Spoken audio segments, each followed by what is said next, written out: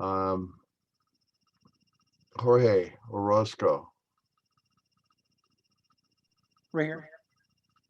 Okay, good. Tatum Ortega. I see Tatum Right right here. next to you. Krupa Patel. I see Krupa. Justin Ramos. Right here. Where are you? Okay. Jonathan Rapallo. Right here. Okay, good, Jonathan. Veronica Rosales. I'm here. I can see your hand. Right here. Okay. And that's it. So the only person I see missing is Nago, and Nago's it. So today I have put out a reading assignment for you. This is just to add on to all the extra stuff that you're going to have to do. And it's out of, let's make myself large here. Be the speaker. How can I get past you, Veronica?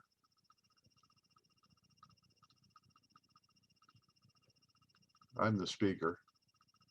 Full screen. Let's see. Here I am. See if I Here I can. am. Okay, I'll see if I can get enlarged here. Hey, Professor. Yeah. Oh, Nago, good. Hi, I That, just that completes the sorry roster. about that. No problem. Thank you. So.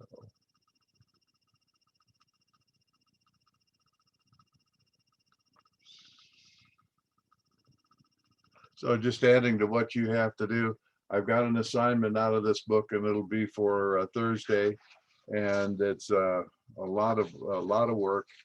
It's going from page 16, which is where my first assignment had been, to page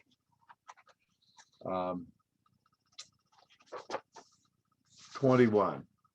So you should be able to get through that fairly easily. But there's some really juicy stuff in there that's going to be relevant to where we're going to be going in the upcoming sessions. And what we're doing right now is really skipping ahead, and then we're going to come back and learn a little bit more about strategy itself. But the thing I wanted to get you up to speed on initially was how to tackle this game. So with that, I'm going to begin a PowerPoint presentation. And this is on application of some of the strategic things that you've seen. So Peter Drucker's definition of strategy is the commitment of present resources to future expectations. And that's what it is. It's essentially kind of a planning activity, but with some very specific objectives in mind. Now, I made a definition. This was my working definition of strategy. It's a comprehensive plan to achieve a desired long-term outcome using available resources. And I thought, man, that is really good. And then I started looking around and I found it in some book. So it wasn't mine after all. It was just something that just stuck in my mind. But for purposes of this class, I think I can take credit. But the key words there are comprehensive because it involves from a corporate level, when we're looking at corporate strategy, it involves all activities of the company. Its focus is on long term. It's not the plan of the week. This is something where we want to have an approach that will allow us to go forward for at least a couple years and maybe as much as a whole generation, and using available resources. Now, Drucker would probably say, well, we also want to be able to plan to use resources that are not currently available, because our activity is always, as he describes it, going out on a limb and cutting off the limb behind you. So we do have a very long-term time frame that we want to be looking at. Now, this is material that came out of the first 30 pages of the Mgmt book. And it's directly applicable to what we're doing. Porter says that strategy is developed on multiple levels. There's corporate strategy, competitive strategy, and functional strategy. Now, at a corporate strategy level, this is where the enterprise, the entire company, is going to go and how it's going to get there. When we look at the next level, which is really the thrust of the game, it's all about competitive strategy. How are we going to interact with the marketplace to achieve that corporate strategy? And in fact, all of the subsidiary things that we will look at in strategic thinking or strategic planning will all be supportive of that corporate strategy. But because it is probably the biggest single thing, because this is where the company interacts with the marketplace, we have to understand how we are going to achieve our corporate strategy and how we will respond to what the other guys are doing. And that's why I said in the first round here, what you want to begin looking at initially is that corporate competitive efforts report, because that does allow you to examine what the competition is doing. And all the focus for the game is going to be on this very important element of strategy. Finally, at another level below that, or even a level on the same level with competitive strategy, is functional strategy. And this is where each activity center in an enterprise, specifically marketing, finance, and operations, all companies have those activities, even if they're strictly a service company. And then other activities that are support activities like information technology, human relations, R&D, governmental relations for that matter, will each have their own strategy. And that's going to be a written operating plan. And it's always designed to support the corporate strategy. Everything that you do is to try and further that corporate strategy. Now, in the next session, someone's going to give a report on can you say what your company's strategy is? And I think that excuse me, what they'll point out is that people really don't know what their strategy is. And that's because that company has not relied on those 4 words that I told you, that they are not focused, they have not expressed things in a simple fashion, they have not written it in with clear words that everyone can understand, and they haven't been consistent in following through with it. Now, at the very lowest level, and I've told you this before, when I started in business with IBM, I was a salesman in the remotest part of the end of the longest tentacle in that octopus called IBM. What a great company it was. So I'm not disparaging the fact that it had such a strong reach. But where I began was with a functional plan, how to run my territory. And that's true in most every activity in a business, that we do have a functional strategy or plan to achieve what we want to achieve, and to also further the corporate strategy. Now, the BSG game deals exclusively with competitive strategy. And what Porter says is that competitive strategy is about being different. And by choosing to perform activities differently or perform different activities with the objective of being unique. This is where you make money, is when you've got a positioning where you're different from the other guys. Now, I find some difficulty in describing picking an element of a company's performance that is doing something differently versus doing different things. But let's see as we go through if we can come up with a feeling for that, or even possibly conclude that they're really just 2 different ways of saying exactly the same thing. Now, Porter's principle, and here this is something with the star up in the corner, so it's important. We don't compete to be the best. We do compete to be unique. And as you'll see in the little extended reading assignment you have, the objective is to make a profit. So good competitive strategy will result in, and here's another key word, sustainable. Now, there's a lot of talk today about having sustainability with relationship to the planet, and that's great. And I'm going to tell you again, this is an area that I don't get all hot and bothered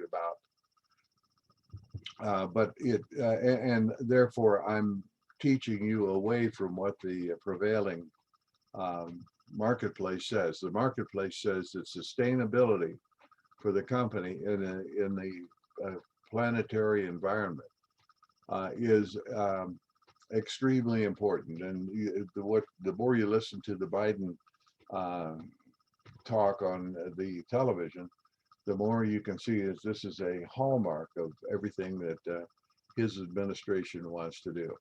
And I think that's great, but I'm not going to be part of it. I think of sustainability as having and this is the other meaning of the term, sustainability is having a strategy that's going to work for a period of time. It's been thought out well enough that it's anticipating the things that could derail it. Now, last year, COVID derailed everybody, but good companies had enough flexibility in their strategies that they were able to adapt to it. And I have such an admiration for the people down in the lower level of the economy that were running small personal businesses or running simple businesses, simple restaurants, for example, with the creativity that they had come up with to be able to sustain their company and hopefully to have a sustainable advantage in the marketplace as they go forward. You do gain sustainability for your strategy, not with regard to the planet, but with the ability to keep on going by the extent to which you maintain the differences that you've identified. Now, I mentioned this in one of the prior classes, that in this game, there's not just one winner. Everybody can be a winner. So you're competing against the other people in your class, but you're competing on the basis of staying away from or not going head to head with them. And I told you that I had one class where there were 10 companies that were playing the game, and 8 of them had a value, an ending value greater than 100. And that was just an exceptional kind of a situation. I think one particular weekend, and the game makers put out a weekly run out of who was the best in each of the 5 categories that you're measured on your performance, your return on equity and a return on sales and stock prices, so on. And we had 43 different companies in what I think was 3 classes that I was conducting at the same time that were in the top 100 or top 50 in the world, where they were competing against about 5,000 other teams. So there doesn't necessarily have to be one winner. Now, Porter describes 3 different generic approaches to strategy, and these are things that he had first broken out or had began to see that these were the logical ways for companies to operate. The first is to be the low-cost provider. The second is to have differentiated products. And the third is to have some kind of a niche focus. Now, there are all kinds of different tweaks that can be made on each of these approaches. And also, I'm going to introduce another one called the best value approach. But I did something here on this. I put down little picture there in the bottom, and that's to remind me to stop the presentation at this point and ask you what you think about the strategies and which ones you might choose to use in this first round.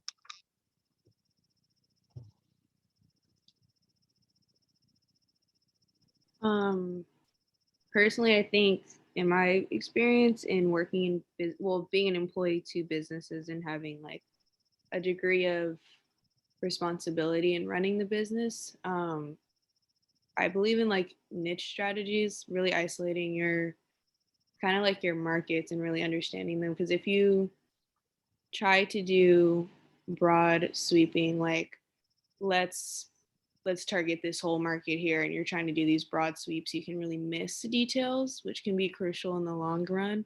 And with the fact that we don't really have room for error, so to speak, because it's just one decision's a whole year worth of decisions. So I think really isolating that's the strategy I think is best. But I mean, I'm not gonna disregard other ones either. It's definitely something to still like consider and look over.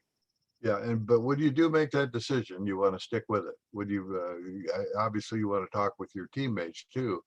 And finding a niche would be to concentrate in Latin America, for example, where the profile of the buyer is much different than it is in North America or in Europe, Africa. And so that can help to define that, where you'd have one strategy specifically in that niche for Latin America and a different one in other parts of the world, either one of the other three sections or all three with just a second strategy. How about anyone else? Thank you, Brianna.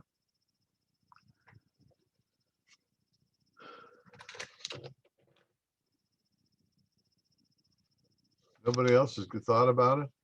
You only have a couple hours left.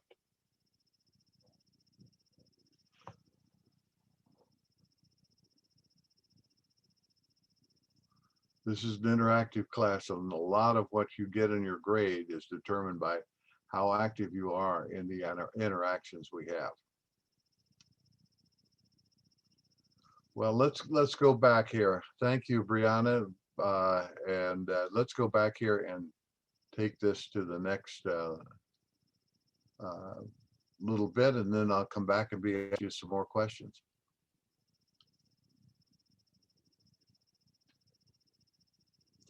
So there are different kinds of tweaks that we can make to each of these three approaches, but and one of them is what they call a best cost strategy. And what this does is to combine low cost with differentiation. Now, low cost means that you're going, it generally is accompanied by low price. It need not be. If you've got low cost, you can stick all of the profit in your pocket. On the other hand, if you want to maintain that low cost posture and not give up some of the price advantage that you've created, you will get a lot of competition. And differentiation, what you're doing is something that makes the product more valuable in the buyer's eyes. And Porter makes a comment on a low cost differentiated product. This is one where you cut your cost, but also put in some value add for the customer, and then try and live on that broader margin. That with the low cost, you've got an advantage, and with the ability to give something extra to the customer, you've got an advantage. Now, Porter believes this is a weak position. And why? Because the low cost providers who are focused on offering low cost products have a way of chipping away at your low cost and bring down their prices and squeeze your margins. While at the same time, the differentiated providers who have more value for the customer will chip away with their superior differentiated attributes. And as a result, you get squeezed from both ends. So he says that's a weak position. But interestingly, toward the end of the quarter or end of the semester, I keep calling it a quarter, we're going to see blue ocean strategy. And this relies on the idea of best cost. So file that away for future discussion because we will bring that up later. Now, one thing is true of all the strategic approaches, and again, we got the little star up there. You want to give the lowest acceptable quality and performance in what the product offers, even though this goes against everything you've learned in marketing. And the reason why, and now I'm going to ask you, why would that be? Why do we want to offer the least capable product that the customer is willing to buy? Does Is it it so create that the new market? customer continues? Okay, got two people, Gerardo, and who else was that? It was Veronica. He can go though. Okay, thank you. You're very polite, Veronica. Thank you, Veronica. I was just thinking, does it create a new market? Does it create a new market? Yes.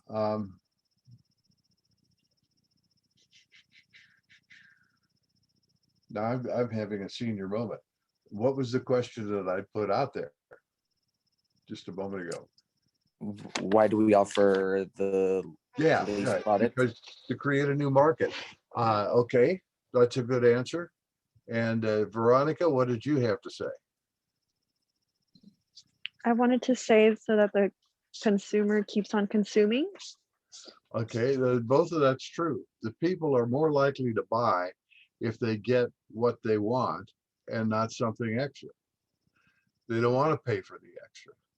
And there are times when products get so pricey with all of the bells and whistles and benefits that they have, that what ends up happening is people quit buying.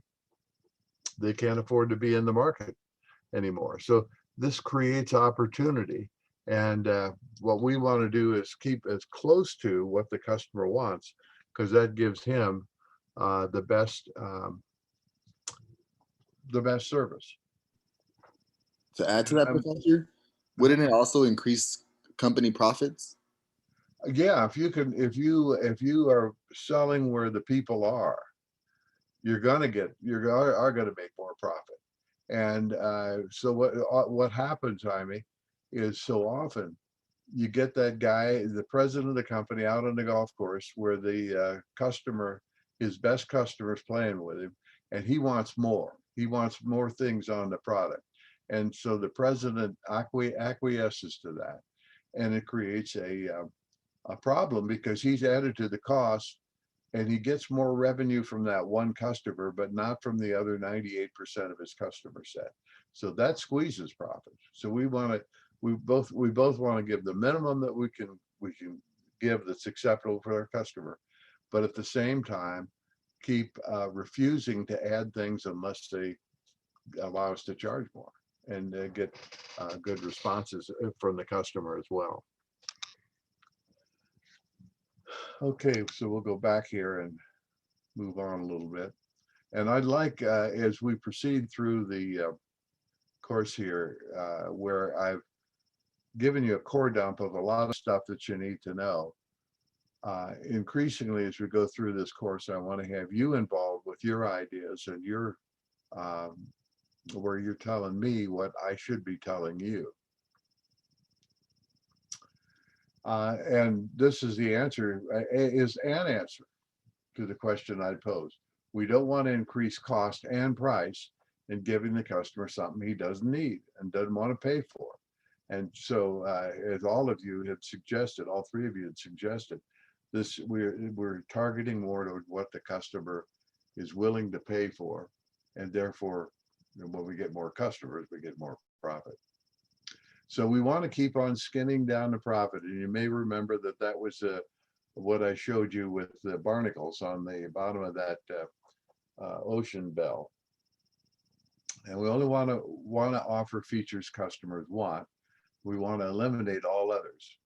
And you're going to get a chance to do that in the way you put together your marketing mix. Now, it'd be nice if we could describe all these things verbally, but you're going to have to find a way to get the right mix between number of products offered, the price per product, the amount of dealer support you give, the amount of brand advertising you give, and how much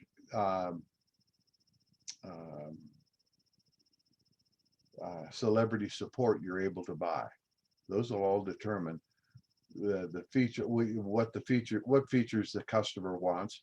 And remember now, you have customers at 2 levels. Actually, you've got 3 levels, but it's important to realize that not only do you have to be thinking about the end user, but you also got to be thinking about the preferences for your dealers, because we've got to keep those guys happy too. And that was an incident. It was a real enlightening thing to me as I moved from private industry into doing this at the twilight of my career. I had not really thought about the fact that you are always marketing on multiple levels, because you have different people in the chain of product distribution, each of whom has to pick you as the best source. So you need to understand that as you bring down prices, volume increases. Now, I told you about the one class that I had where the volume got so high and the students were so reluctant to add a factory that they oversold the market, and they couldn't deliver all the products that the whole industry needed. And so in their case, what they could do was increase prices to reduce volume and get the volume back in line with what kind of capacity they had to produce. So just be aware of that, it's a basic economic fact that reducing prices increases volume. And the best way to reduce your prices is to run your factory as close to full capacity as you can. And this is where that private label comes into the market, because you may not be able to create enough demand in your retail market to absorb all of your productive capability. And this is a place where you put in a private label bid, because that's taking your excess capacity, and even if you can get just a little bit above the cost of materials and labor, you will be adding to your overall profit. Now, I'm going to give you an illustration here. If your factory cost you $1 million a year to operate, and it was capable of producing 1 million pairs of shoes, how many dollars would you allocate to each pair that you sold if you were running 1 million pairs and $1 million operation?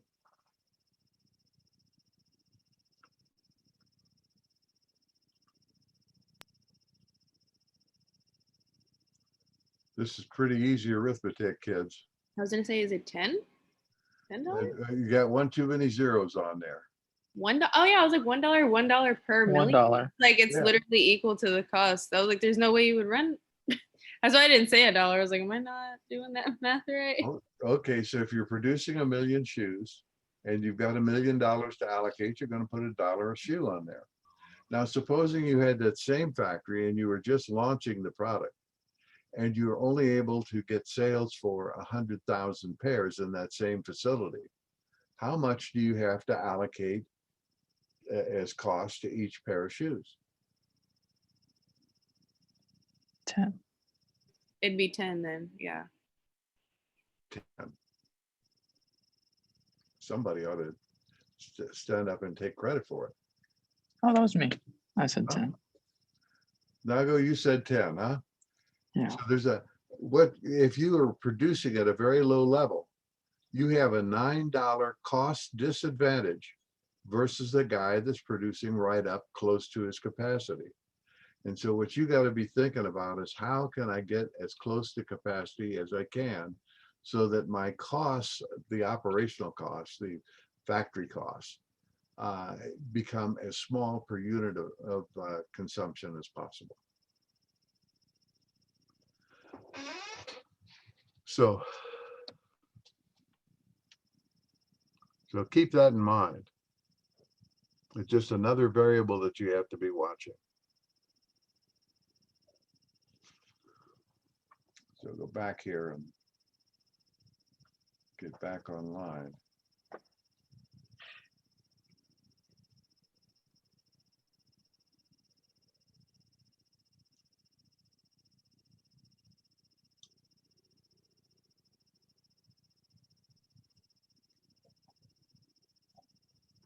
Okay, so I was down here where I was supposed to bring up this little window that says get some class discussion. So we got that taken care of. Now, what is a low cost provider? It's not merely cutting price. You have to achieve permanent lower costs.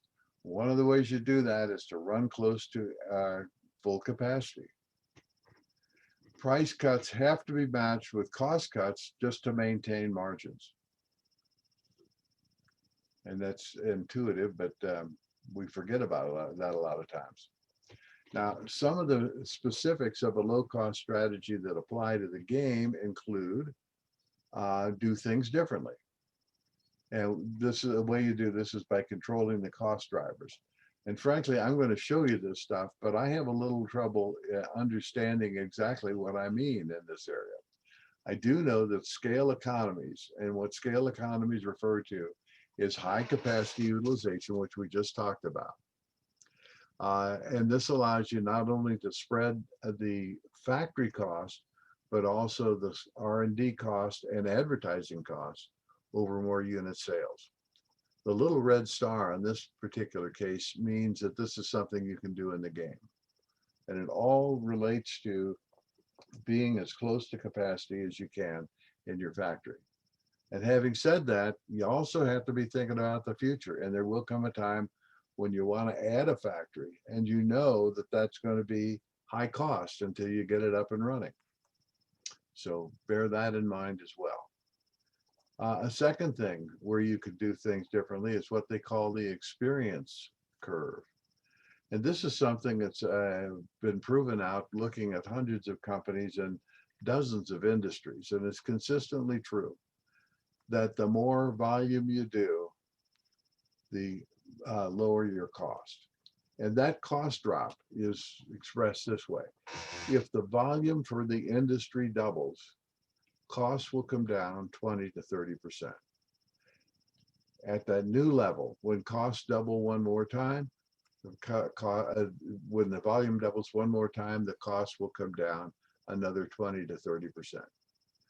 And this is why when I described early in our course, we had the $2 million computer that nobody could afford to buy. By improving more, getting more experience, or getting better components in that machine, getting higher volume, democratizing over time the use of the product, we come down to where we have a $200 device that's as powerful as the $2 million device. Now you have an opportunity. You got the experience curve going for you as your volume goes up, but you can also do labor-saving operating methods like best practices and employee training, and they do pay off. A third thing is supply chain efficiency. Now recognize that you can make product at a location, but ship it into a different location. So North Americans can service Europe, Africa out of the North American facility. North American operations can also service Asia Pacific. So if there's a high volume need in Asia Pacific beyond what they can produce locally, you can with extra cost service that a second market. But you want to work on getting as efficient a supply chain as you can. And that would be ideally to make and sell your product in the same area where it was produced. Now, one of the little end arounds that you can do, when you go from North America to Latin America, there's no duty. When you come from Asia Pacific to Latin America, there is duty, and there also is overseas transportation.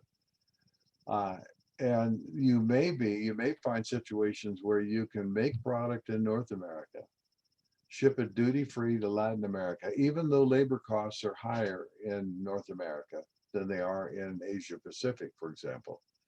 and have Asia Pacific that would normally, because they normally are producing an export quantity, they're making more than they consume locally. They would be the logical person to ship to Latin America because there's duty on that. It may be cheaper to have the Asia Pacific ship goods to North America where there is no duty. And this is all expressed in the game manual. And then have North America shipped to Latin America where there is no duties. So just be thinking about that, because there's an opportunity for picking up a couple bucks along the way. And then you can substitute low cost for high cost raw materials. And by playing around with the combination of those two materials, you can come up with your best product mix. But realize that that's dynamic, because if everyone says, hey, we're going to use low cost materials to make our shoe, the high cost raw material supplier still got to fill his factory. So he'll cut his costs, his prices, to try and buy some of that business back. And correspondingly, the low cost provider will raise his prices in order to make sure that he doesn't have to work too hard. He can take advantage of the price differential. Now, a second approach is to bypass cost. The first one was to, let's see, just go back here and let's see, here we go. First thing is to do things differently by controlling cost drivers, and all the things that we looked at apply to costs that you incur and also the allocation of those costs. Secondly, we could bypass cost producing activities that customers don't want to pay for. And this is where you do different things. And immediately one comes to mind is to use internet sales, direct to end user sales. And this is something the STAR says you can do. And of course, the internet is currently about 15% of your business. And over time, you can increase that, but be sure you don't screw your dealers in the process. You could relocate closer to suppliers or customers. This would be building a factory in Latin America or Europe, Africa, because you eliminate the transportation costs from the two existing factories into distant marketplaces. Third thing is to give low frills product or service, which is a good strategy, but it doesn't apply to the game. And no frills strategy would be what I mentioned, that if you're selling a sophisticated customer, this is not selling shoes now, but if you're selling to a sophisticated customer, they may not need that training program. And therefore you can reduce their costs by eliminating that component of your pricing. Now, when I first started at IBM, man, it was a one price fits all.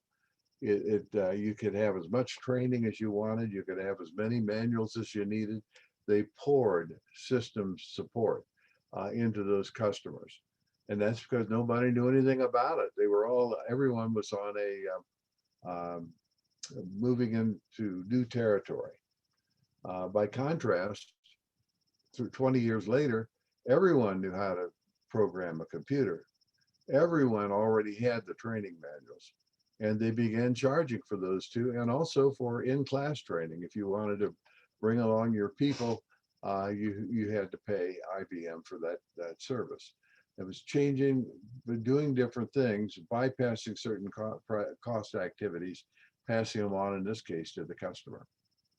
Then you can go with a limited or a full product line. That's going to impact production costs, and it's going to impact the market receptivity to your product.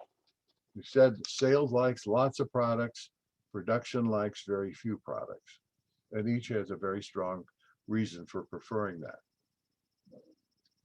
Now remember that low cost leadership means, low overall cost, and not just low manufacturing or production costs.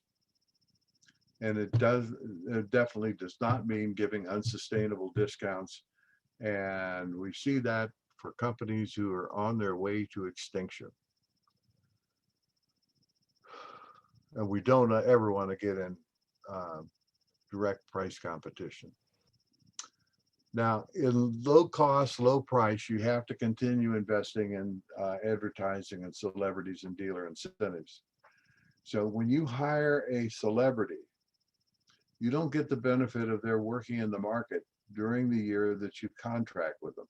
It takes place the next year. So if you got a 1-year contract with a celebrity, the first year, what you would consider to be the first year, there's no benefit. The second year, you'll get the benefit, and then you got to go back in the market and sign them up again.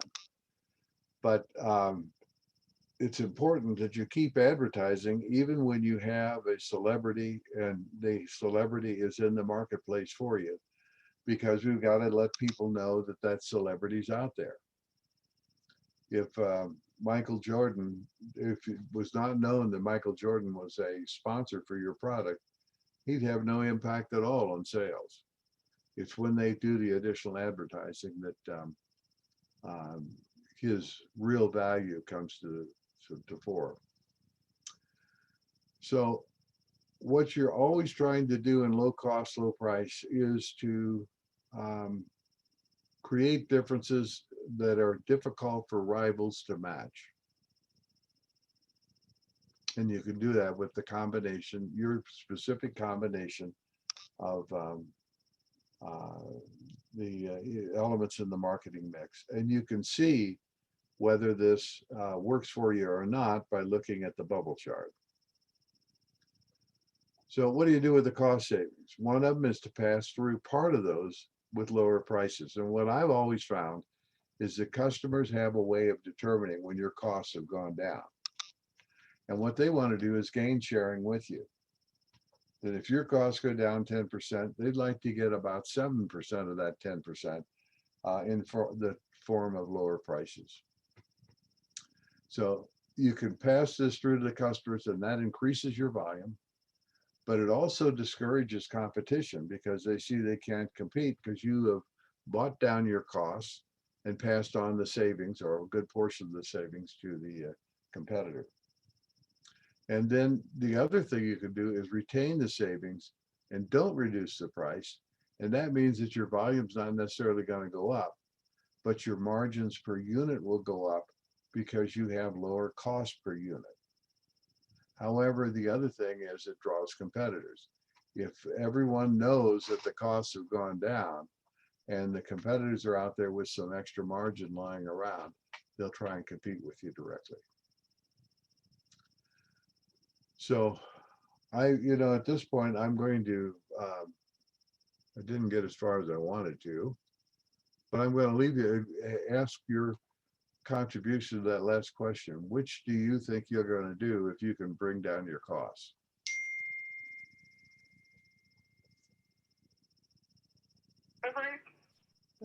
With probably with counsel of my partner, I think redirecting it, kind of doing that 70-30 cut is the most logical, in the sense that you're maximizing, well, what I used to call like trade area profitability. So now you have like, you're utilizing your extra capital, you're bringing in more volume. Hypothetically, that's going to increase your profit. And then you're leaving 30% to, if you need to replace machinery or train more people for that increase in volume, you can still do that. So I think that's what I would do personally. I think that's an excellent approach to it, Brianna.